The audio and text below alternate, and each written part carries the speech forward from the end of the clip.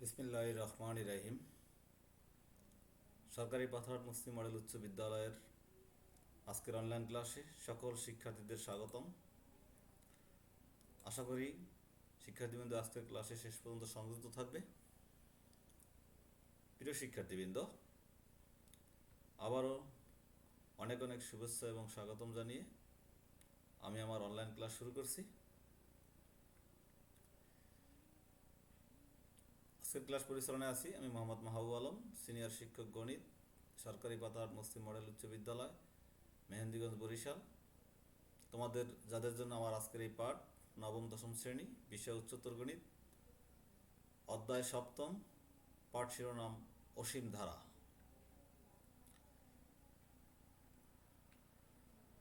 প্রিয় শিক্ষার্থীবৃন্দ, তোমরা স্লাইডে কিছু আপেলের চিত্র দেখতে পাইতেছ। আমাদের আপেলগুলো এখানে সারি হিসাবে সাজানো আছে। প্রথম, দ্বিতীয়, তৃতীয় এবং চতুর্থ সারি, 4টা সারিতে সাজানো আছে। প্রথম সারি অর্থাৎ একেবারে উপরের সারিতে আছে একটি আপেল, তারপরের সারিতে 2টি, তারপরের 3টি এবং চতুর্থ সারিতে 4টি।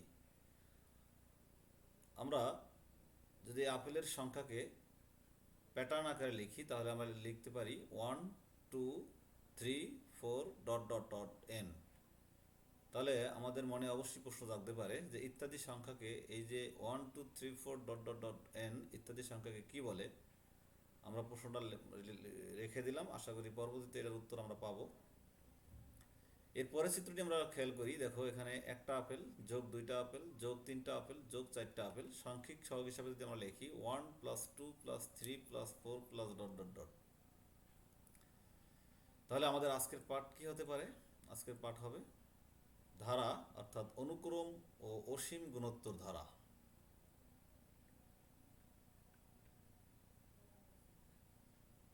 প্রিয় শিক্ষার্থীবৃন্দ, আজকের পাঠ থেকে তোমরা যা জানতে পারবে, অনুক্রম কি তা চিনতে পারবে, ধারা ও অসীম ধারা কি বলতে পারবে, ধারার প্রকারভেদ জানতে পারবে এবং ধারা সম্পর্কিত বিভিন্ন সমস্যার সমাধান করতে পারবে। শিক্ষার্থীবৃন্দ, আমরা এখন অনুক্রম নিয়ে ডিসকাস করব। এর আগে আমি একটু কথা বলে রাখি যে আমরা নবম দশম শ্রেণীর গণিত বইয়ের ত্রয়োদশ অধ্যায়ে সসীম ধারা নিয়ে আলোচনা করেছিলাম। সেখানে ধারা কাকে বলে, অনুক্রম কি এবং সসীম ধারার সমান্তর ও গুণোত্তর ধারা নিয়ে ডিসকাস করেছি। আমরা জানবো সেখান থেকে অভিজ্ঞতার আলোকে আমরা আরও বলতে পারি অনুক্রমটা কি। অনুক্রম হলো কতকগুলো রাশি একটা বিশেষ নিয়মে ক্রমান্বয়ে এমনভাবে সাজানো হয় যে প্রত্যেক রাশি তার পূর্বের পদ ও পরের পদের সাথে কিভাবে সম্পর্কিত তা জানা যায়। আবারও খেয়াল করি, কতকগুলো রাশি একটা বিশেষ নিয়মে ক্রমান্বয়ে এমনভাবে সাজানো হয় যে প্রত্যেক রাশি তার পূর্বের পদ ও পরের পদের সাথে কিভাবে সম্পর্কিত তা জানা যায়। যেমন স্বাভাবিক সংখ্যার বর্গ সংখ্যার সেট একটি অনুক্রম, স্বাভাবিক সংখ্যা বা বর্গ সংখ্যার সেট একটি অনুক্রম। যেমন স্বাভাবিক সংখ্যা হিসাবে লিখতে পারি আমরা 1 2 3 4 5 ডট ডট ডট এন, এগুলো একটা স্বাভাবিক সংখ্যার অনুক্রম। এরপরে 1 4 9 16 25 dot dot dot N square, এটা একটা বর্গ সংখ্যার অনুক্রম, কারণ 1 এর বর্গ 1, 2 এর বর্গ 4, 3 এর বর্গ 9, 4 এর বর্গ 16, 5 এর বর্গ 25, এন এর বর্গ এন স্কোয়ার, এটা ক্রম অনুসারে আছে। তাহলে এগুলোই হলো অনুক্রমের উদাহরণ। আমরা এভাবে অনুক্রমের উদাহরণ এবং সংজ্ঞা দিতে পারবো। প্রিয় শিক্ষার্থীবৃন্দ, আমরা এখন ধারা কি সে সম্বন্ধে একটু ডিসকাস করে নিই। দেখো, ধারা হলো কোনো অনুক্রমের পদগুলা পরপর প্লাস চিহ্ন দ্বারা যুক্ত থাকলে একটি সিরিজ বা ধারা পাওয়া যায়। যেমন 1 + 3 + 5 + 7 + ডট ডট ডট একটি ধারা। ধারাটির পরপর 2টা পদের পার্থক্য সমান, কারণ তুমি দ্বিতীয় পদ থেকে যদি প্রথম পদ বিয়োগ দাও 3 - 1 তাহলে হয় 2, তেমনি তৃতীয় পদ থেকে দ্বিতীয় পদ বিয়োগ দিলে 5 - 3 সমান হয় 2, অর্থাৎ 2টা পদের পার্থক্য কি, পরপর 2টা পদের পার্থক্য এখানে সমান, তাহলে এটা অবশ্যই একটা ধারা। আবার 2 + 4 + 8 + 16 + ডট ডট ডট একটি ধারা। এই ধারার পরপর 2টি পদের ভাগফল বা অনুপাত সমান। কিভাবে? দেখো, দ্বিতীয় পদ আছে 4, প্রথম পদ আছে 2, 4/2 সমান হলো 2, আবার 8/4 সমান 2, অর্থাৎ এখানেও পরপর 2টা পদের পার্থক্য সমান, তাহলে এটাও একটা ধারা। ধারার ক্লাসিফিকেশন করতে যে আমরা আমরা পাই ধারা প্রধানত দুই প্রকার, একটা সসীম ধারা আর একটা অসীম ধারা। সসীম ধারা হলো যে ধারার শেষ পদ আছে অর্থাৎ গণনা করা যায় সেটা সসীম ধারা, আর অসীম ধারা হলো যে ধারার শেষ পদ নেই সেটা হলো কি অসীম ধারা। আবার সসীম ধারাকে দুইটা ভাগে ভাগ করা যায়, একটা সমান্তর ধারা এবং একটা হলো কি গুণোত্তর সসীম ধারা। আর অসীম ধারাকেও দুইটা ভাগে ভাগ করা যায়, সমান্তর অসীম ধারা এবং গুণোত্তর অসীম ধারা। তাহলে আমরা ধারার ক্লাসিফিকেশন পেলাম। আমরা আর একটু জেনে নিই সমান্তর ধারা কি। সমান্তর ধারা হলো যে ধারার পরপর পদের পার্থক্য সমান তাকে সমান্তর ধারা বলে, আমরা একটু আগে ডিসকাস করেছিলাম। আর গুণোত্তর ধারা হলো যে ধারার পরপর পদের অনুপাত সমান তাকে বলে গুণোত্তর ধারা।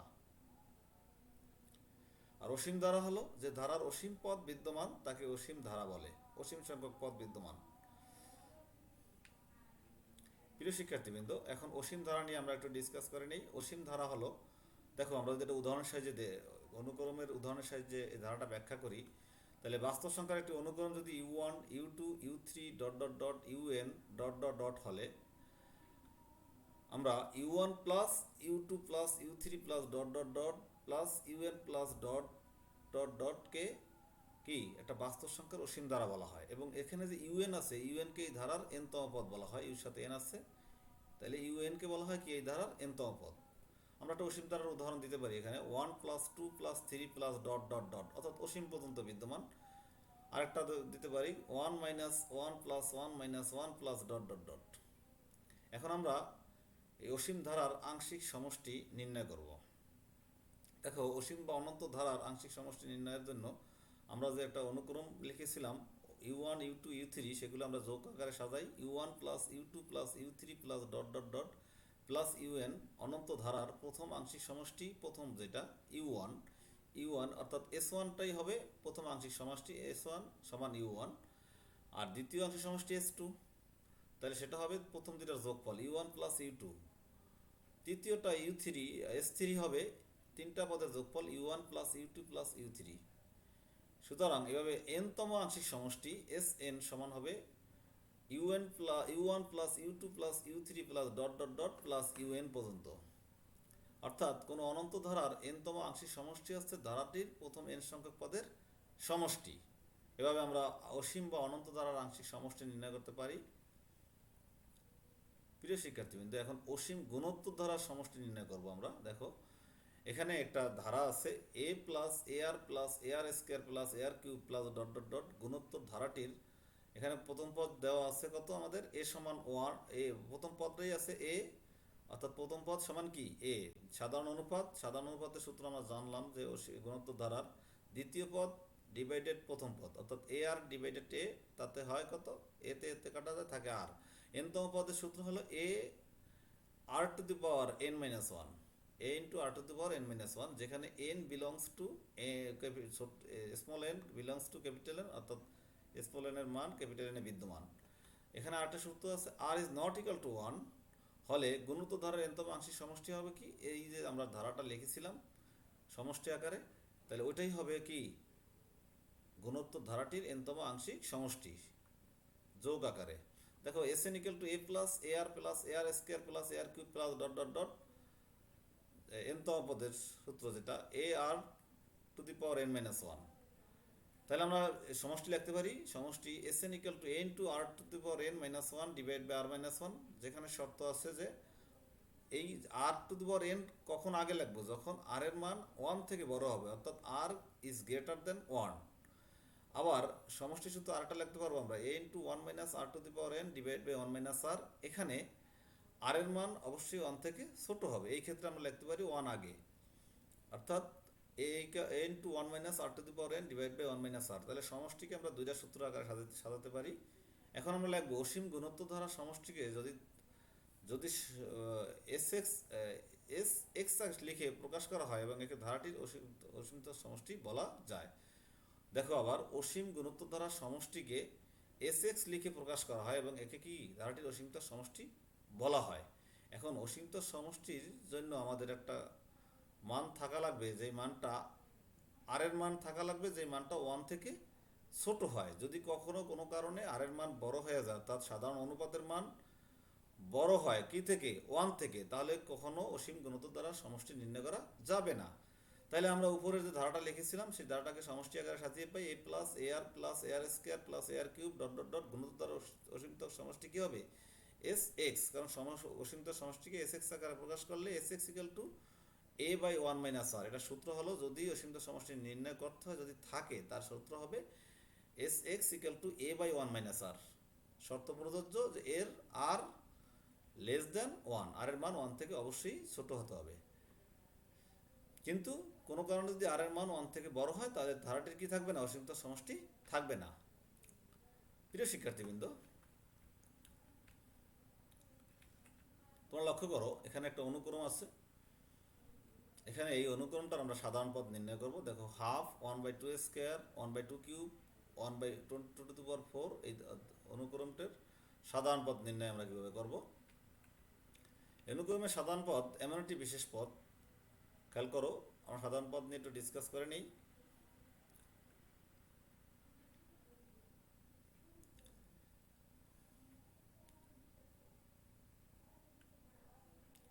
অনুক্রমের সাধারণ পদ এমন একটি বিশেষ পদ যা অনুক্রমের সকল পদই ওই পদের মধ্যে সম্পর্কিত থাকে।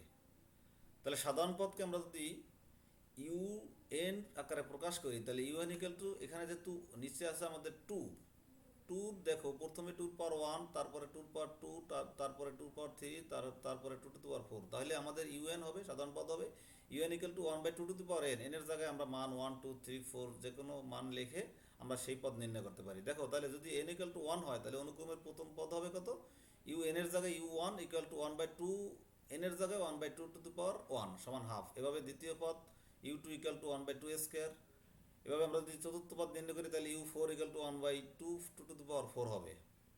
এভাবে অনুক্রমের এনের নির্দিষ্ট মানের সাপেক্ষে নির্দিষ্টতম পদ নির্ণয় করা যাবে, যে কোনো পদ নির্ণয় করা যাবে। প্রিয় শিক্ষার্থীবৃন্দ, তোমরা মনে করো কোনো অনুক্রমের সাধারণ পদ দেওয়া আছে U N equal to 1/n square plus 1। তাহলে আমরা অনুক্রমটি কীভাবে নির্ণয় করতে পারি সেটা দেখব। অনুক্রমটি নির্ণয় করার জন্য আমরা অনুক্রমের কয়েকটা পদ নির্ণয় করি আগে। এখানে n ইকাল টু 1 হলে অনুক্রমের প্রথম পদ U one equal to 1/1 square plus 1 সমান 1/1 প্লাস 1 সমান হবে 1/2।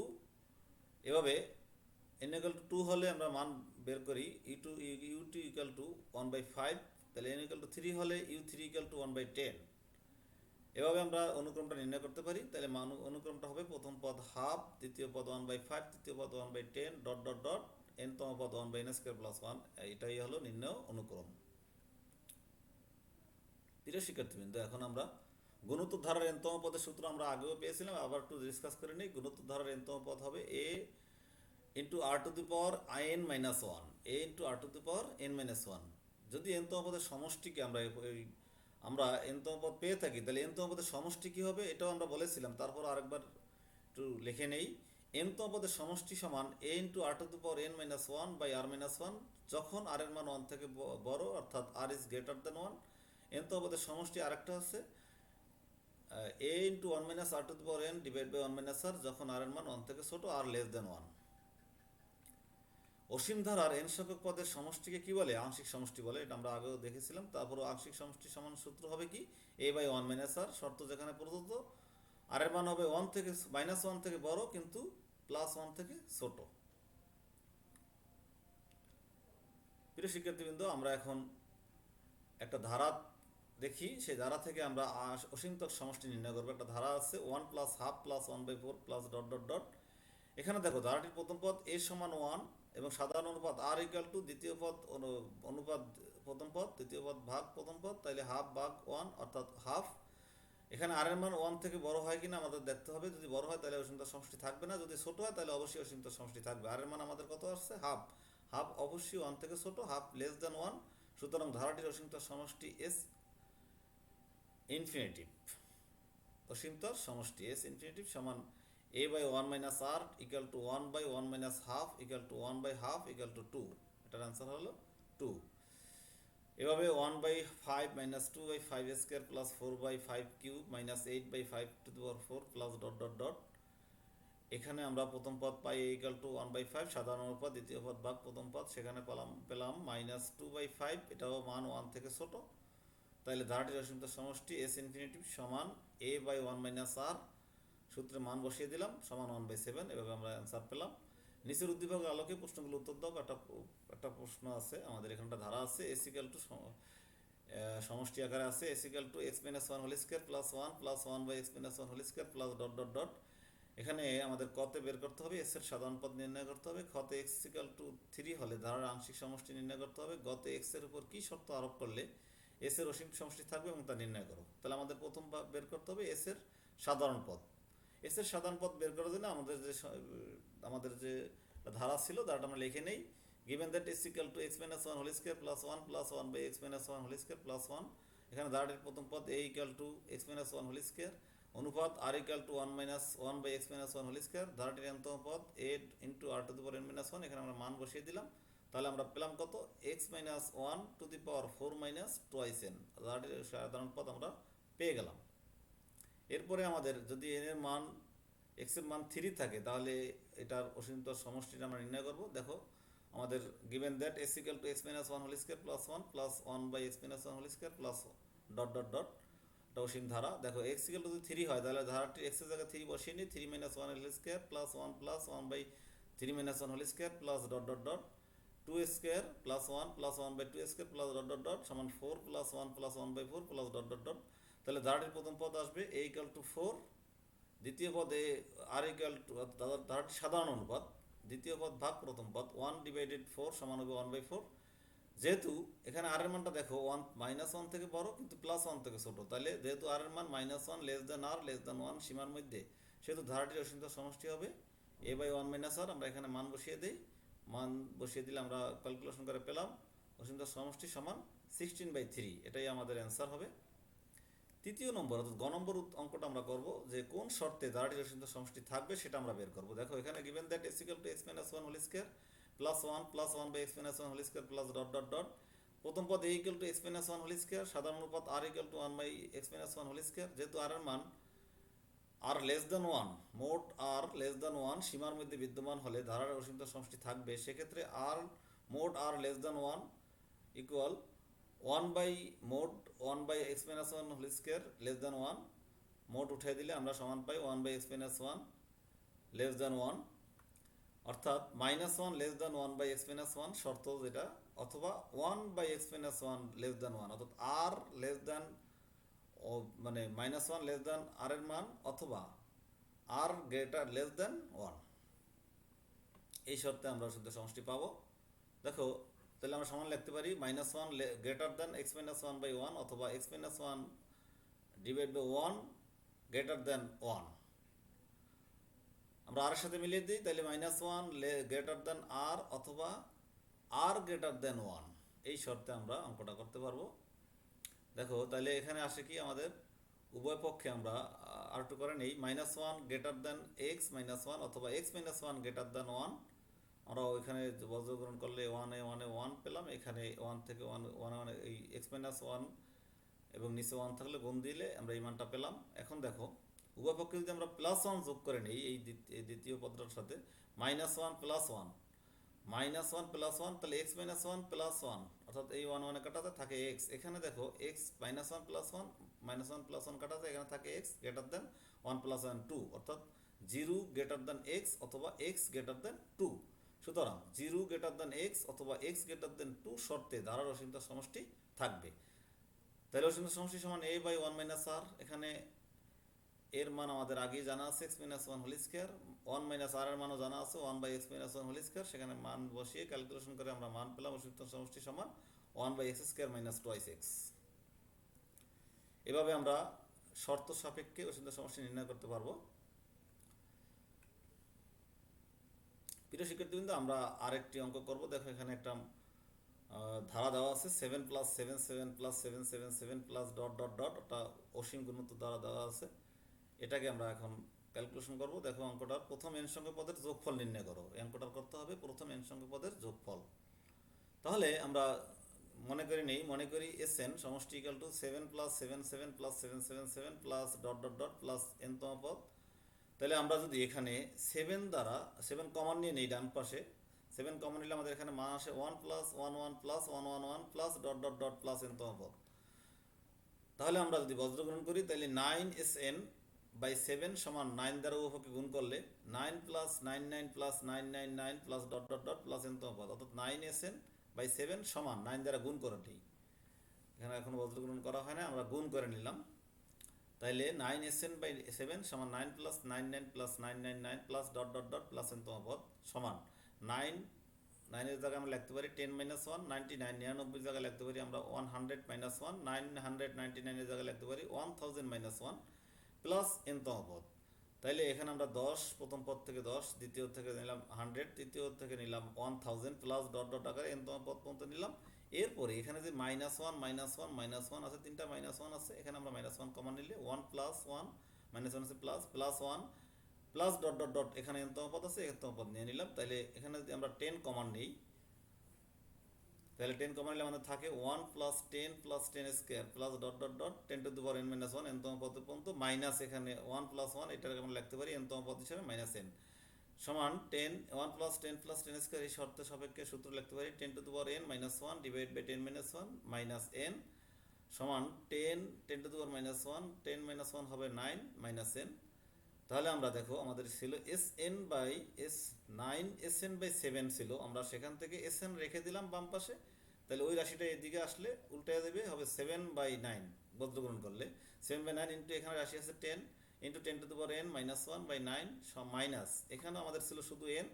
এই n কে যদি আমরা 7/9 দ্বারা গুণ দিই তাহলে 7n/9 সমান 7 ইন্টু 10 হলো 70, আর 9 ইন্টু 9 হলো আমাদের 81 into 10 to the power n - 1 সমান -7n/9 অ্যান্সার। এভাবে আমরা যে কোনো ধারার একই পদ, দেখো 7 একই ধারা দ্বারা একই পদ দ্বারা সংখ্যা এর সমষ্টি নির্ণয় করতে পারবো। প্রিয় শিক্ষার্থীবৃন্দ, আমরা এতক্ষণ যে পাঠটাই তোমাদের উপহার দিলাম, সেই পাঠটি পর্যালোচনা করে আমরা যে মূল্যায়ন, তোমাদের জন্য কিছু মূল্যায়নের প্রশ্ন রাখলাম, তোমরা আশা করি জাস্টিফাই করতে পারবে। খেয়াল করো, আমাদের এখানে U1 U2 U3 UN বাস্তব সংখ্যার একটি অনুক্রম হলে U1 plus U2 plus U3 plus dot dot UN কে বাস্তব সংখ্যার ড্যাশ বলে। কতে অনন্ত দ্বারা, খতে সমান্তর দ্বারা, গতে শান্ত দ্বারা, ঘ কোনোটি নয়। তোমরা জাস্টিফাই করো। নাম্বার 2 1 3 5 7 9 ডট ডট অনুক্রমটির কেতম পদ কত হবে? তাহলে কতে আছে 2k + 1, খতে 2k - 1, গতে 2k, ঘতে 3k। এরপর 3 নম্বর একটা কোশ্চেন আছে, সমান্তর ধারার nতম পদ কত হবে? টয়েস a plus n - 1 into D,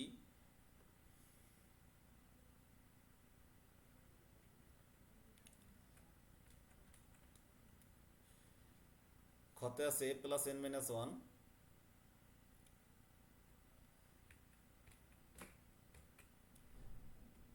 গতে আছে a plus toys a - 1 D,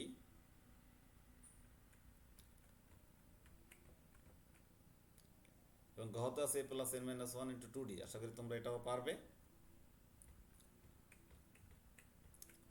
এগুলা পাঠগুলা পর্যালোচনা করলে অবশ্যই আমরা এই মূল্যায়নটা করতে পারবো পাঠের। আরও মূল্যায়ন তোমাদের জন্য কিছু কোশ্চেন দেওয়া হলো।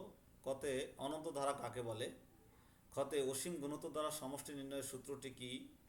আমরা সেটা নিয়ে পর্যালোচনা করেছি। গত 1/3 plus 1/3 square plus 1/3 cube plus dot dot dot ধারাটির অসীমতর সমষ্টি নির্ণয় করো।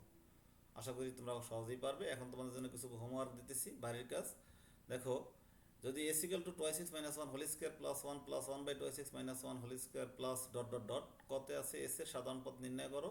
খতে আছে x = 3 হলে ধারার আংশিক সমষ্টি নির্ণয় করো। গতে আছে x এর উপর কী শর্ত আরোপ করলে এর অসীম সমষ্টি থাকবে এবং তা নির্ণয় করো। আমরা হুবহু এরকম একটা অঙ্ক করাইছিলাম, শুধু মান চেঞ্জ করা ছিল। আশা করি তোমরা ওর সাহায্য নিয়ে অঙ্কটি করতে পারবে। প্রিয় শিক্ষার্থীবৃন্দ, বৈশ্বিক করোনা মহামারীতে আমরা একটা কঠিন সময় পার করতেছি। তোমাদের শিক্ষা প্রতিষ্ঠান আগামী 31 জুলাই পর্যন্ত বন্ধ থাকবে। আশা করি করোনা পরিস্থিতি ভালো হলে আমরা আবার বিদ্যালয়ে এসে সরাসরি ক্লাস দেখতে পাবো, তোমরা ক্লাস উপভোগ করতে পারবে। এই পর্যন্ত তোমরা বাড়িতে স্বাস্থ্যবিধি মেনে থাকবে, আর ক্লাসগুলা বেশি করে দেখবে, অনলাইনে ক্লাস, সংসদ টিভির ক্লাস, আর বেশি বেশি গণিত অনুশীলন করবে, কারণ গণিত অনুশীলনের বিষয়। বেশি বেশি যত অনুশীলন বেশি হবে তত ভালো হবে। পরিশেষে তোমাদের সুস্বাস্থ্য সার্বিক সাফল্য কামনা করে আজকের মতো এখানেই বিদায় নিলাম। আল্লাহ হাফেজ।